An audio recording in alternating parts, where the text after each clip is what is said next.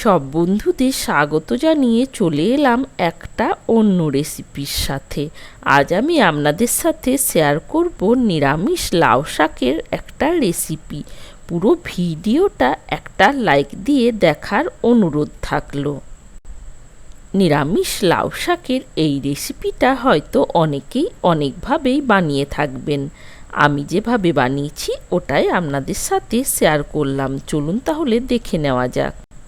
নিলাম কিছুটা পরিমাণ নারকোল, তার সাথে নিলাম বেগুন, একটা আলু, লাউ শাকের ডাঁটা আর পাতাগুলো এরকমভাবে কুচিয়ে নিয়েছি। এবার সব কিছু বেশ ভালোভাবে একটু জল দিয়ে ধুয়ে নেব। একটা কড়াইয়ের মধ্যে দিয়ে দিলাম সামান্য সর্ষের তেল। অবশ্যই রান্নাতে যে যেমন তেলের ব্যবহার করেন সেই অনুযায়ী তেলের পরিমাণটা বাড়িয়ে কমিয়ে নেবেন।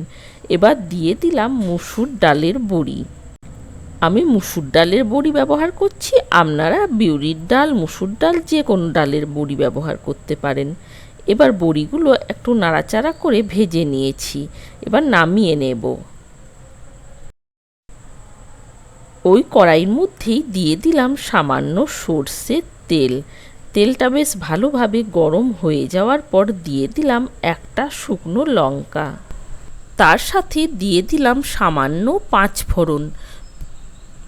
ফোড়ন থেকে একটা মিষ্টি সেন্ট বের হয়েছে। এবার সব সবজিগুলো আমি এর মধ্যে দিয়ে দেব। আপনারা চাইলে সব কিছু সবজি আলাদা আলাদাভাবেও ভেজে নিতে পারেন, কিন্তু বারবার যাতে তেলের ব্যবহার না হয় তাই আমি সব সবজিগুলো একসাথে দিয়েই ভেজে নেব। সব সবজি বলতে আলু, বেগুন যেটা আমি নিয়েছি, আর আমি আলু বেগুন দিয়ে বানাচ্ছি। আপনারা কিন্তু এর মধ্যে আরও অন্য কিছু সবজিও অ্যাড করতে পারেন। আলু আর বেগুনটার সাথে ডাঁটাটাও দিয়ে দিলাম। এবার ঢাকা না দিয়েই সব কিছু সবজি নাড়াচাড়া করে ভেজে নেব। প্রথমেই ঢাকা দিয়ে ভাজলে বেগুনটা একদম নরম হয়ে গলে যাবে, তাই আমি ঢাকা না দিয়ে কিছুক্ষণ সময় নিয়ে ভেজে নেব। এবার দিয়ে দিলাম পরিমাণ মতো হলুদের গুঁড়ো, তার সাথে দিয়ে দেব পরিমাণ মতো লবণ। আপনারা চাইলে এর মধ্যে লঙ্কার গুঁড়োও ব্যবহার করতে পারেন। প্রায় 7 থেকে 8 মিনিট মতো সময় নিয়ে সব কিছু সবজি ভালোভাবে ভেজে নিয়েছি। এবার কিছুক্ষণের জন্য একবার ঢাকা দিয়ে দেব। ঢাকা দিয়ে আমি 5-6 মিনিট মতো ভেজে নিয়েছি। এবার ঢাকাটা খুলে নাড়াচাড়া করে নিলাম। এবার আমি এর মধ্যে দিয়ে দেব একটা টমেটো কোচানো। টমেটোটা দিয়েও একটু নাড়াচাড়া করে নেব। টমেটোটা দিয়ে একটু নাড়াচাড়া করে নেওয়ার পর আমি এর মধ্যে দিয়ে দেব ওই লাউ শাকের পাতাগুলো। ঢাকা না দিয়ে এই লাউ শাকের পাতাগুলো আমি 3 থেকে 4 মিনিট মতো বেশ ভালোভাবে একটু ফুটিয়ে নেব। একটু নাড়াচাড়া করে নিচ্ছি। প্রথমেই ঢাকা দিয়ে দিলে এই সবুজ রঙটা একদম খারাপ হয়ে যাবে, তাই কিছুক্ষণের জন্য আমি এমনিভাবেই ফুটিয়ে নেওয়ার পর তারপর ঢাকা দিয়ে দিয়েছিলাম। দেখুন শাকটা নরম হয়ে গেছে। এবার একটু নাড়াচাড়া করে নেব। কিন্তু সব কিছু সবজি এখনও সেদ্ধ হতে বাকি আছে। এই রেসিপিতে দেওয়ার জন্য আমি একটা মশলা বানিয়ে নেব। নিলাম 2 চামচ পোস্ত, সাথে নিয়েছি সামান্য নারকোল। এটার একটা একসাথে পেস্ট বানিয়ে নিলাম। ওই পেস্টটা এর মধ্যে দিয়ে দিলাম। এখানেই কিন্তু রান্নার শেষ নয়, আরও কিন্তু আমার মশলা দিতে এর মধ্যে বাকি আছে।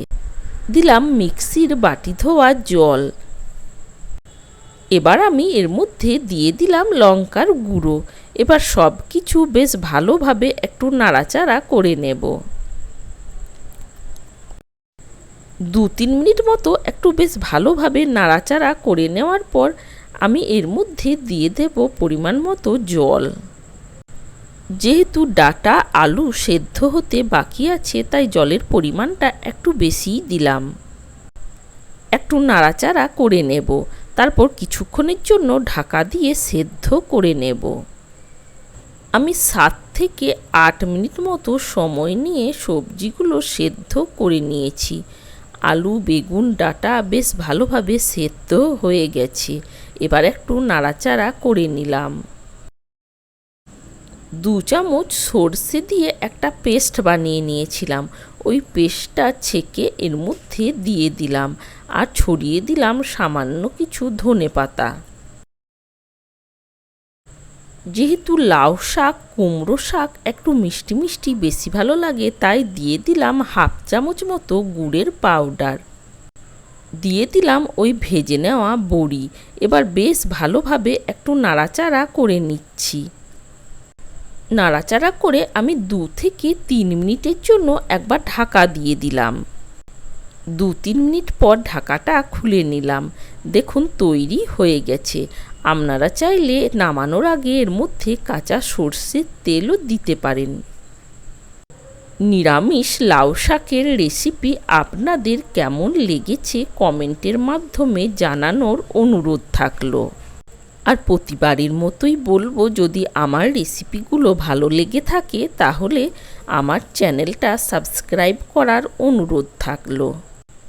আর এই রকম কম তেল মশলা দিয়ে যদি রান্না দেখতে চান তাহলে কমেন্টের মাধ্যমে জানানোর অনুরোধ রইল। ভালো থাকবেন, সুস্থ থাকবেন।